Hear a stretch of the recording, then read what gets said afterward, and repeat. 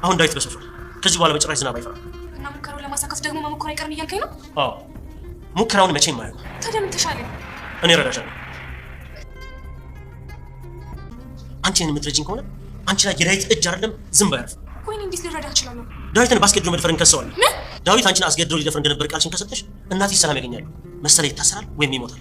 ግን እኮ ምንም አላደረገኝም። ዝም ማለት ትችያለሽ። እኔ እንዳልኩሽ ማንንም አላስገድድም። አንቺ እኮ ምንም አላጠፋሽ። ይቅር ብለሽ ነው? አንቺ ምን አደረግሽ? ያቆሸሸሽ እሱ ያ ባለጌ።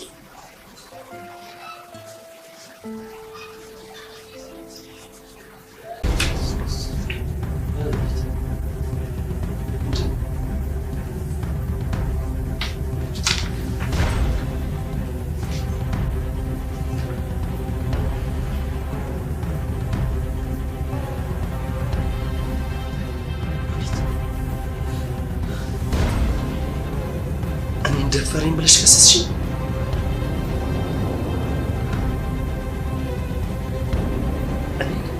እኔ ወንድምሽን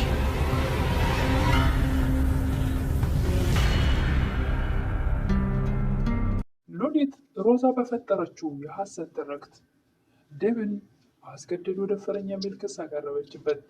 ይህ ሁሉ ተንኮል የሮዛና የሔዋን ወንድሜ ስትለው ከአንደበቷ ሲወጣ የሚጣፍጥ የነበረው እህቴ እያለ ብዙ መስዋዕትነት የከፈለላት ብዙ ተራራና ቁልቁለት ወጥቶ ወርዶ ከአቶ መሰል እጅ ያዳናት ዴቭ ወንድሜ እያለች እህቴ እያለ እጅግ በጣም የሚወዳትና የምትወደው እህትና ወንድም እንዳልነበሩ ሁሉ አሁን ግን ነገሩ ተቀይሮ በስካር መንፈስ ገና ለገና ሲንገዳገር ስታዩ ወርወራ ወደ ሉሊት ላይ በመጣልና ቪዲዮ በመቅረጽ ዴቭ ያልፈጸመውን ፈጸመ ብላ ምንም እንኳ ልቧ ቢወቅም ምንም ነገር እንዳልተፈጠረ ነገር ግን ልቧ እንዲሻከር አደረጓት።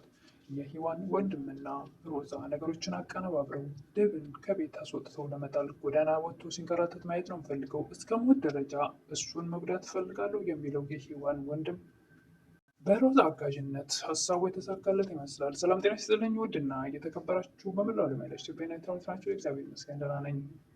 ሙሽራ ይዞባት የመጣው ሚስት ወይም ደግሞ ትንሿ ሙሽራ ክፍል 69ን አብረን እናያለን። የባለፈው ክፍል ዴቭ ሰክሮ መጥቶ እጅግ በጣም ራሱን ስቶ በብስጭት እጅግ በጣም ተበሳጭቶ ስለነበረ ወደ አሁኑ ተንገዳግዶ ሲመጣ ሔዋን መስለው ሮዛ ተንኮሉን አዘጋጅተው ነበርና ሉሊትን የእንቅልፉ መድኃኒት በመስጠት ዴቭን ደግሞ ሰክሮ ስታዩ የተንገዳገደ ሔዋን እያለ ሲገባ ወደ ሉሊት ላይ በመወርወር ቪዲዮ በመቅረጽ ነገሮቹ የተሳካላቸው ይመስላል። እሷም በእንቅልፍ ስለጣላት አጠገቡ ነበረች፣ እሷም አጠገቧ ነበረ። በኖርማል ነበረ እንጂ ምንም ነገር የለም። ነገር ግን ቪዲዮዋን ቀርጻ ይዛ አስገድዶ መድፈር ዴቭን እንክሰሰው በማለት ከሔዋን ወንድም ጋር በመስማማት ዋናውን ጨዋታ የተጫወተችው ሮዛ ነች።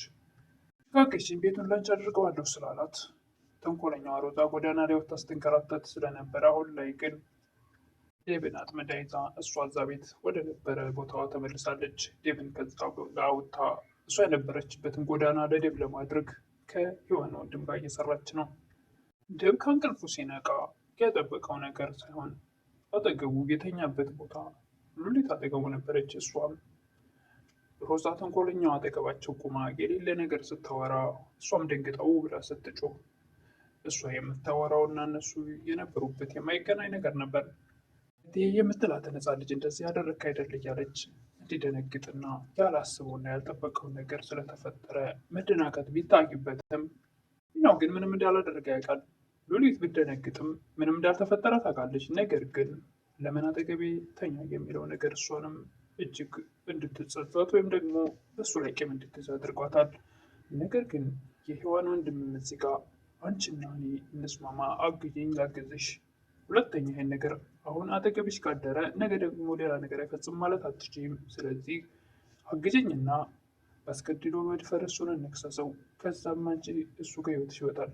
እሱ እኮ ግን ምንም አልፈጸመም፣ የተፈጠረ ነገር የለም ብትለውም ነገር ግን ነገ ጧት ድጋሚ ይህን ነገር እንደማይፈጽመው ምን ዋስትና አለሽ በማለት ሉሊት ዴቭ ላይ ቂም እንድትይዝና ክፋት ወይም ደግሞ ተንኮለኛና አስመሳይ እንደሆነ በማስመሰል የሔዋን ወንድም ደብ ላይ ያለውን ክፋቱና ተንኮሉን አሁን በሮዛና በዛ ላይ ደግሞ ሉሊትን ጨምረው ሉሊትን ገፋፍተው እንድትከሰው ለማድረግ ተዘጋጅተው ምንም እንኳን ልቧ ባያምንበት ነገር ግን ስለገፋፏት ልትከስ ትችላለች።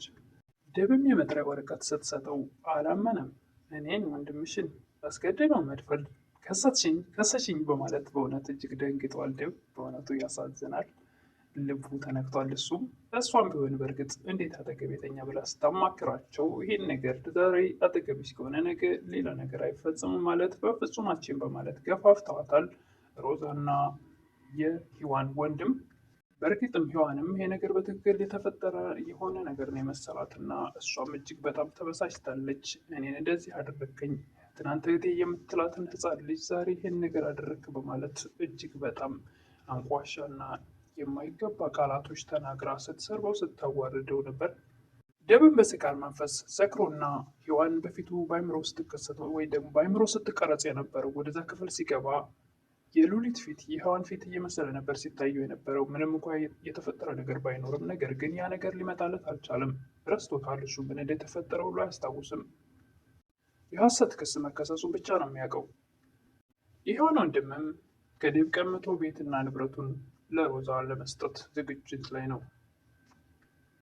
ሮዛም ከጎዳና ወጥታ ወደ ቤት ተመልሳ ደብን እሷ የነበረችበት ጎዳና ለማባረር ዝግጅት ላይ ናት። ቆርጣም ተነስታለች፣ ወስናለች። ባንቴሮንም እየገፋፋች ትገኛለች። አሁን ሜዳውም ይኸው ፈረሱም ይኸው ሔዋንን ያንተ ማድረግ ትችላለህ። ሔዋን እንደሆነ ከአሁን በኋላ በፍጹም ደብን አንቀራ ትተፋዋለች። ከአሁን በኋላ ደብ በሷ ልብ ቦታ አይኖረውም በማለት ባንቴሮን እየገፋፋች ትገኛለች። ሮዛ ምንም እንኳ ባንቴሮ በሀሳቧ ባይስማማም ደብን ክደዋለሁ የሚለው ነገር በልቡ ቢኖርም መልካም ነገር እያደረገለት ሰው እንደሆነ የሚያከብረው ሰው እንደሆነ ቢያምንም ነገር ግን እየገፋፋችው ነው። ይህም እኔን ለመጉዳት ቢያስብ ኖሮ መጀመሪያውኑ ያሁኑኑ ለመስዋዕት አይከፍልልኝም ነበረ።